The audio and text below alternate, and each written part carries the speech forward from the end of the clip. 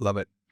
On LinkedIn, I saw that you're quite critical of how most AI visibility tools now measure share of voice. Yes. What are they getting wrong and why?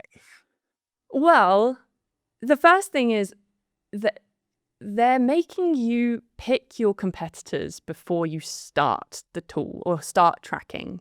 They're not, or at least limiting it to the top 10 or something like this. And that immediately makes that data, in my opinion, unusable, because when you really start to take every single brand that comes up, even if they just come up once when you reprompt the same thing 100 times, they still have a share of voice. They're still there, and you've now inflated your brand's share of voice massively. So now it looks like you've got 20% of the share of voice because you're only comparing it to the top 10 people, and you haven't even really considered the fact that a smaller brand might be taking visibility for a really specific concept quite heavily, but you're not really looking at that.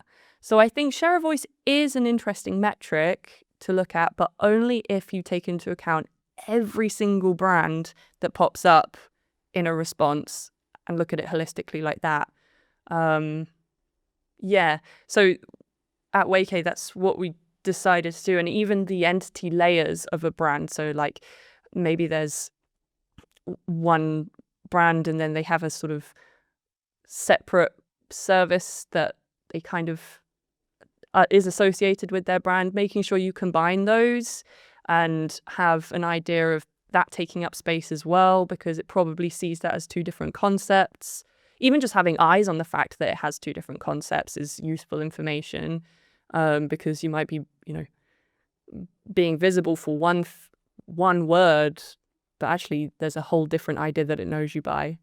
So yeah, I was pretty critical about that.